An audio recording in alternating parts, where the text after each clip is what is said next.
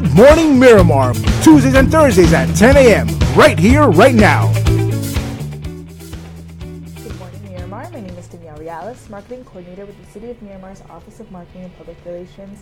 We are thrilled to have you all joining us this morning. Today, Tuesday, March the 13th. We're so excited to have another segment this month of Beyond Boundaries with Dr. Fleming and our very special guest, Administrator and CEO of Memorial Hospital West, Leah Carpenter. Good morning, Leah. Good morning. Good morning. And of course, Miss Alexis Fox, who is another wonderful component of this segment. So before we get into the show, I just wanted to remind everyone that if you have any questions for our audience today, you can call us live on the show, 1-877-2-MIRAMAR.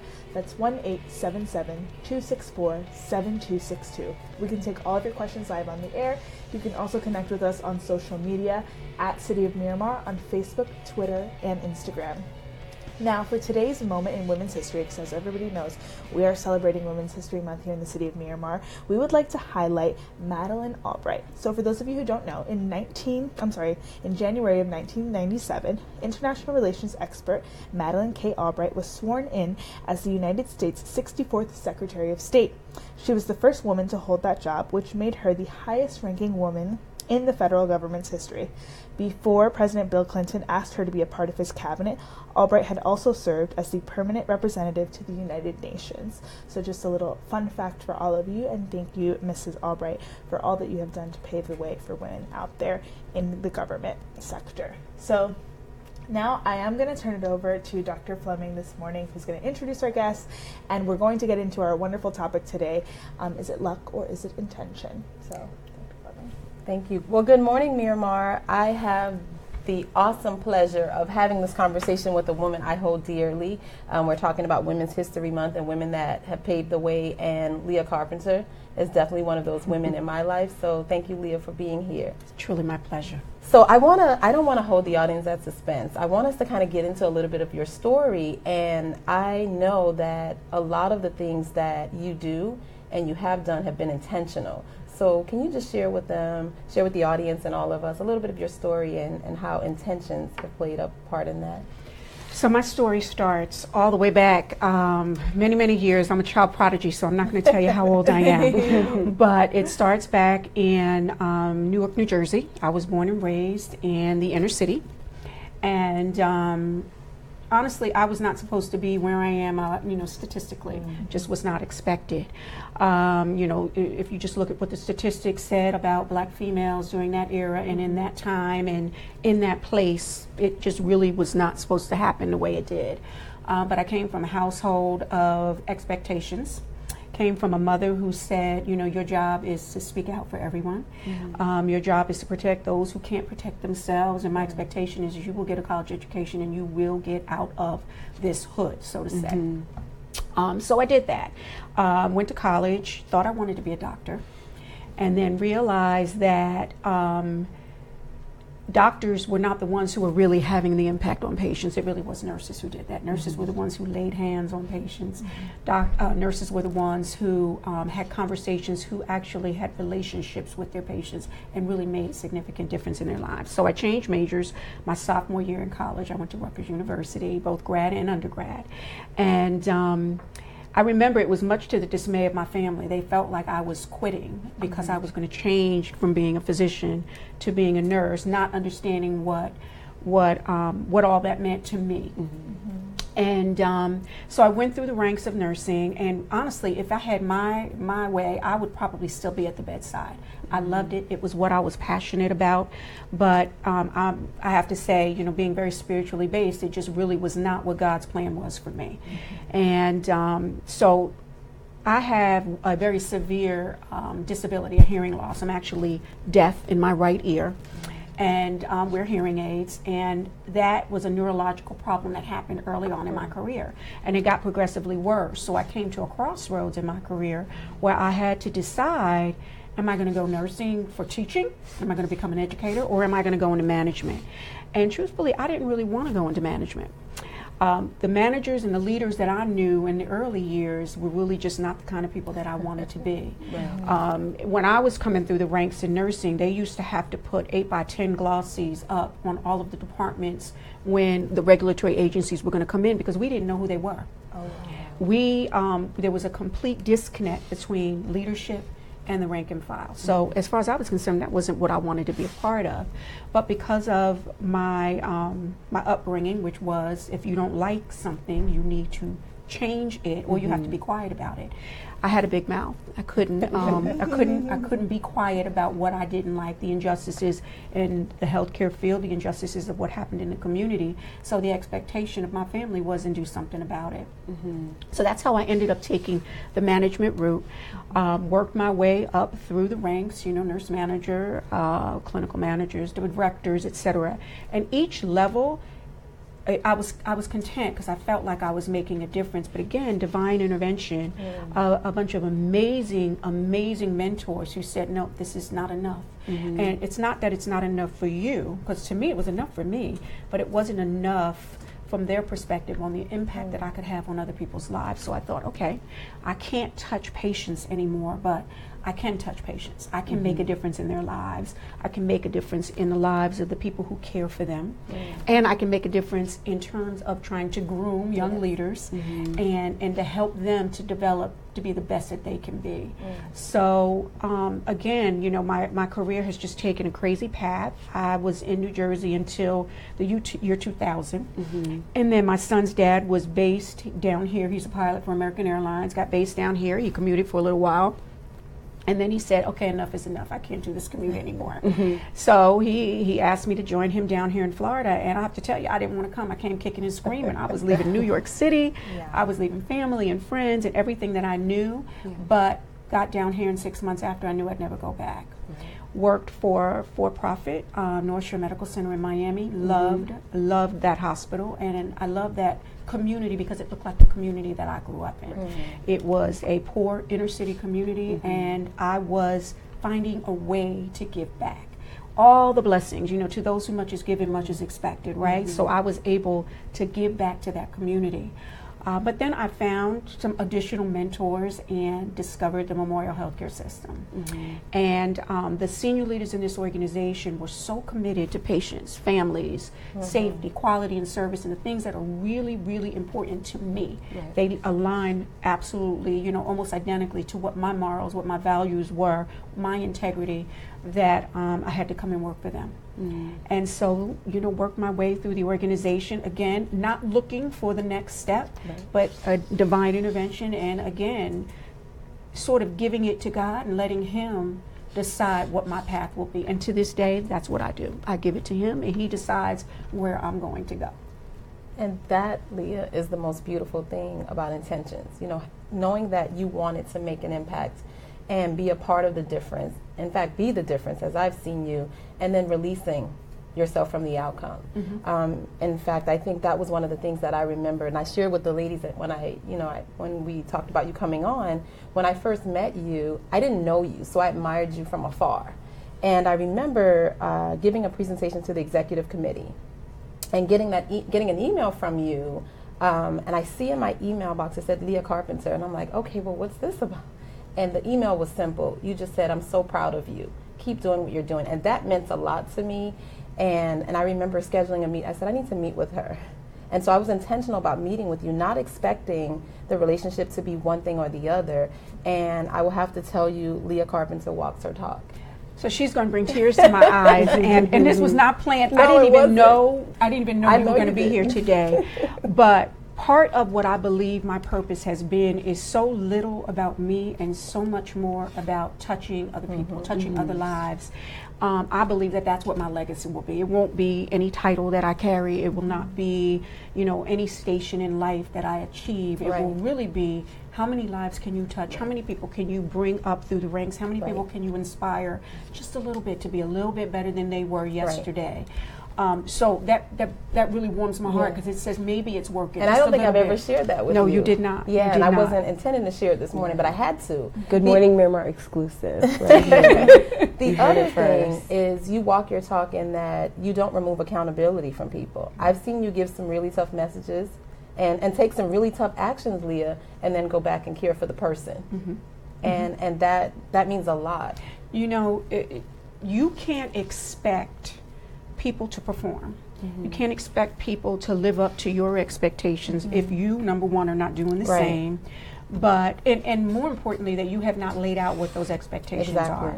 But the minute you lower your standards in any way, you have now lowered the standards for everyone Everybody. else who is looking to you, for advice and for guidance. So you always have to raise that bar. Right. It's imperative that you raise the bar, because if not, you become stagnant. You become complacent, and frankly, you become arrogant. And that is an issue for me. You know, and I've said this. You know that I've said this in many presentations, that the key to real success is understanding that you're only as good as your last accomplishment. That's right. right. There's always going to be somebody who's better than you, or who's prettier than you, or who's more successful than you. That should not be your goal. Right. Your ultimate goal should be doing the right thing at all times for everyone that you come in contact with. Right. It's a hard thing to live up to, but yes, you do need to set that expectation Right. and hold people to it. Right. Integrity is doing what's right even when nobody's watching, right? Absolutely. So, Leah, if you could share with the audience and us, and we talk about intentions, for me, setting an intention and releasing myself from the outcome doesn't mean that I'm not working and doing what it is that I know that I'm supposed to do. But like you said, understanding that divine intelligence, divine intervention, God allows us to follow this path because it's what we were born to do. And so, what would you say to that person that's listening and they don't quite know what their purpose is or how to be intentional about, you know, how they live their lives? I think, first of all, you know what your gifts are. And the gifts that you have, regardless of what it is, for me it was nursing, it was science and math. For other people it's literature. For other people it's public speaking and it's motivational speaking.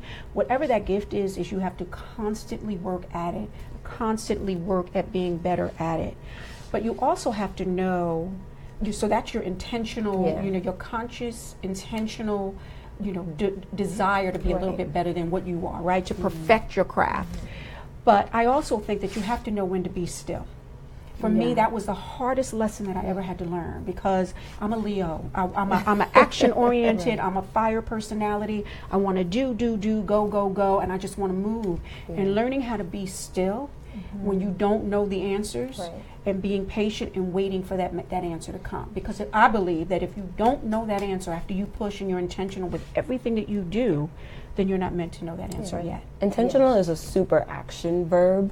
It's one of those words where people hear it and it's very assertive and very proactive, but to your point, sometimes the biggest intent is just the willing yourself to stand still and receive whatever's supposed to come your way, and really just listen to your intuition, listen to, like you mentioned, a lot of different mentors and leaders, and really take in that message and not always just going. So sometimes intention isn't necessarily a doing, but maybe just a standing still, a self-reflection, taking the time to really contemplate what the next step is and making sure that it's a smart move and not just a move in any direction. So I think that that's such a great point that you bring up. And you know, it's also listening.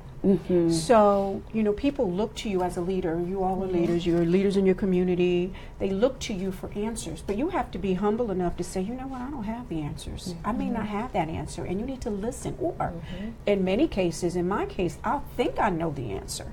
I think I know the direction that we need to go. But I have to be willing to listen to the team that I've surrounded myself with to say, you know what, Leah, I'm not sure. And I have to create an environment that says, it's okay to challenge me. It's okay to give me something different to think about, because 9 times out of 10, all of those collective minds are going to come up with the right solution. So you're right. It is intentional listening.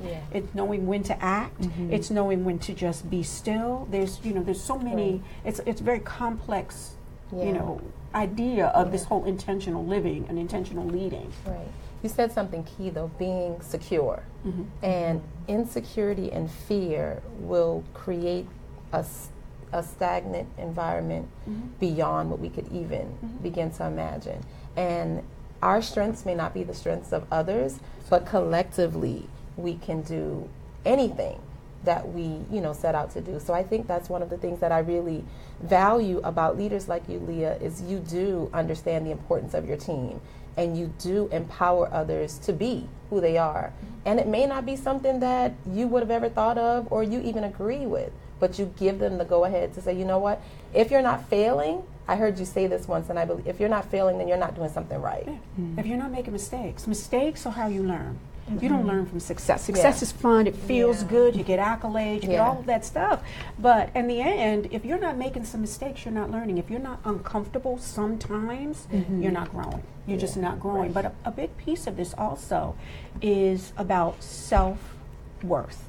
And because it's Women's Month, I just have to touch on that just a little bit. And so many of us, especially women of color, but all women, especially what's happening in the nation today, it's coming out that so many of us think we put on that mask of feeling worthy. We put on that mask of confidence.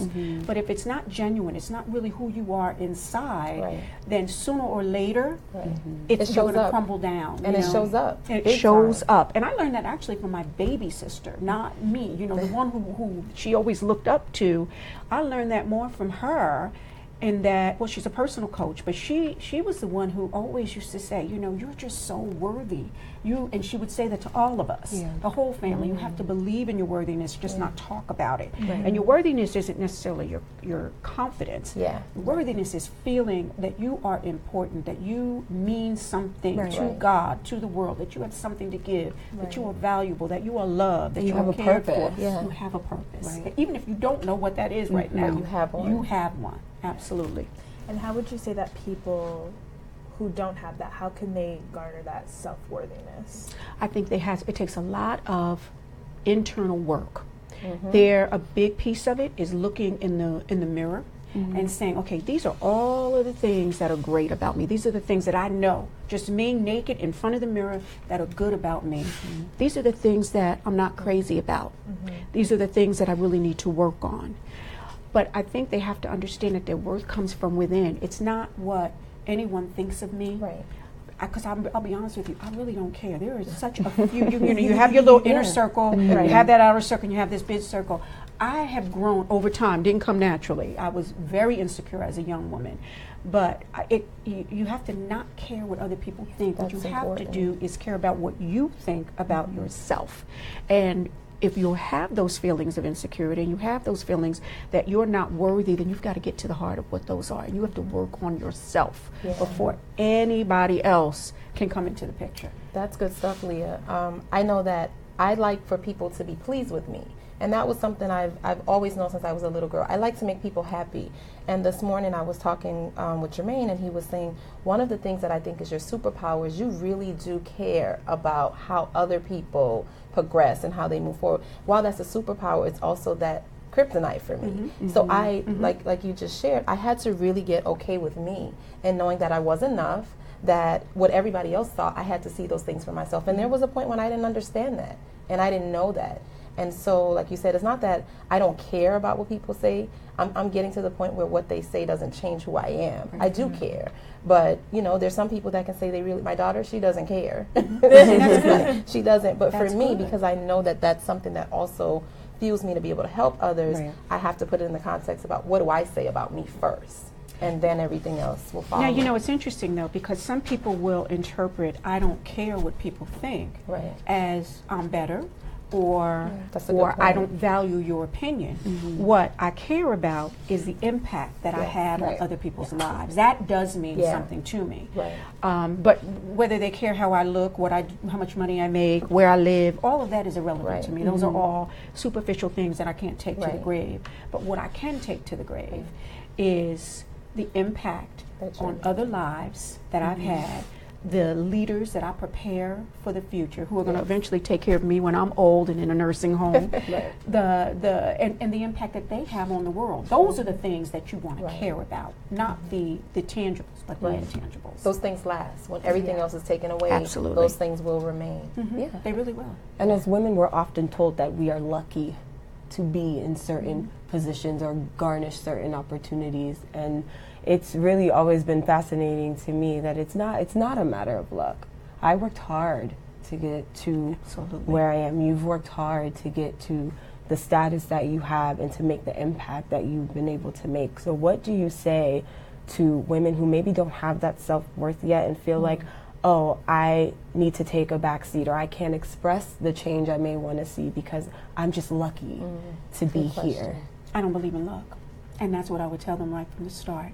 You start from within, you begin to build those superpowers, those things that make you feel good about you. You begin to value your own gifts. You start to learn, and it's practice. It's not something, you know, I always say to people, you didn't know your ABCs when you were in kindergarten, right? So you had to keep saying it, right? Your parents kept drilling the ABCs in your head, right? Drilling the colors in your head. You have to keep drilling it into your heart, into your mind, and then eventually into your soul.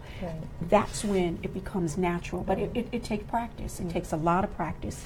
And don't let anybody tell you, ever, that you are lucky to be here or we let you in. You know, I for a long time have sat around a table full of folks who maybe there are people who feel that I was lucky to be there. No, I worked hard, I earned it, and just watch and see. I care less about what they think and more about what I produce. And not because I want to prove anything to them, but I want to produce it for that next generation. I want to be able to reach back and say, hey, you girls who are feeling insecure and feel like you can't break that glass ceiling, absolutely you can. And I have a migraine for trying to help you do it. So I need you to keep doing that, you know, from banging my head on that ceiling. I need you to now crash through it. I like that, Leah, going beyond proving, but really producing something that will bear more fruit, if you will. I like that. That really is, for me, that is what my legacy will be. In addition to my son and all that I believe he will do, my legacy, if I'm blessed enough, will be the generation of folks, hopefully the lives that I've touched. I love something you shared, and I have to say this, when you talked about looking at the leaders that were before you and knowing that that wasn't how you wanted leadership to look in your life.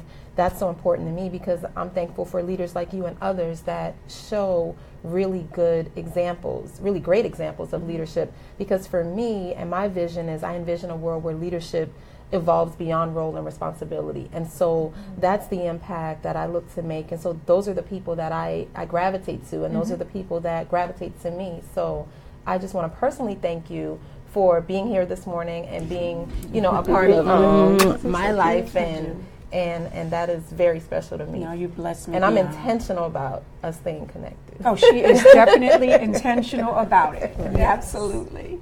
So thank you, Leah. Thank Ladies, you. anything else you want to? No, thank you so much. And I wasn't privy to the depth of your story. And being able to share that, I think, in terms of your intention with your life and your legacy, this was going to be super helpful to girls out there, to people out there in general who just feel like they have to wait for luck instead of going out and producing your own version of success or whatever that is for you, and really honing in on skills and being intentional about whatever it is that you decide to do, and kind of just tuning out the outside. And not being afraid of mistakes. No, yes. You're going to throw some spaghetti on the wall. Some will stick, some will not. But don't be afraid. That's the key. Don't let fear paralyze you. Yes, definitely. And I think that was the whole idea when we were coming up with the topics for the shows on luck versus intention, to really tell everyone out there, luck's not real. I mean, St. Patrick's Day is coming up, and I'm sure people are like, oh, lucky or whatever, but it's really about making that conscious and intentional effort to move forward. There was one more thing I wanted to ask you, and you talked a little bit about it, but I was interested when you were speaking, and it kind of brought me back to something that I've been thinking about lately, about that feeling of unworthiness and that insecurity and how that relates to pride. What are your thoughts on that? Well, I think you have to know what the difference is, okay? And you have to be very careful that pride does not translate into arrogance, that does not translate into overconfidence. But I also think the biggest key there is remaining humble at all times. So no matter how successful you get, no matter how far up the ranks you get, no matter how many people's lives that you touch, you never get to a point where, you know, I'm so high and mighty. You remain humble. You remind yourself that you always have something else to give, and there's always somebody else who can benefit from your grace. And I really think that it's that simple. People try to make it so complicated and so complex, and it really isn't. It really is not. I think that it's, as you have to remain humble.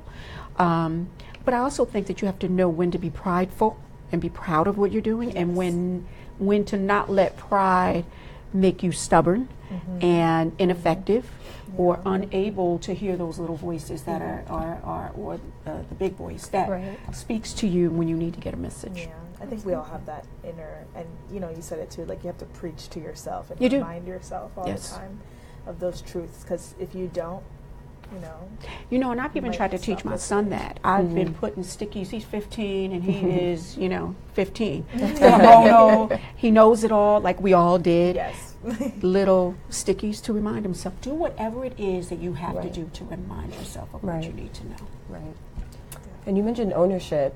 And ownership is a two-way street. People tend to feel like ownership is only when you've made a mistake. You need to take ownership of your mistake. Right. No, take ownership of your successes as well. They're your backlog. They're your receipts of why you can continue to do whatever it is that you've set out to do. So that was a great point. Thank you so much for sharing. Thank you so much for being on the show. Thank you for having me. We loved having you. And thank you so much, Dr. Fleming, for your insight as well and leading this conversation. It meant a lot to us. Thank you. And thank you, Alexis, too, for all of your great input. Girl, I'm just here soaking it all in. We're so glad you are. This is our favorite time of the month when we have Beyond Boundaries with Dr. Fleming and our special guests. Yes. So we hope that you all tune in. Remember, this special segment airs live the second Tuesday of every month. So we have April coming up. Don't be fooled, April Fool's Day. We kind of like to tie it in with themes of the month. So we hope that you tune in for that special segment. And remember, we're live with Good Morning Miramar every Tuesday and Thursday at 10 a.m. You can keep up with us on social media at City of Miramar, Facebook, Twitter, and Instagram. Thank you all so much and have a great day. Bye-bye.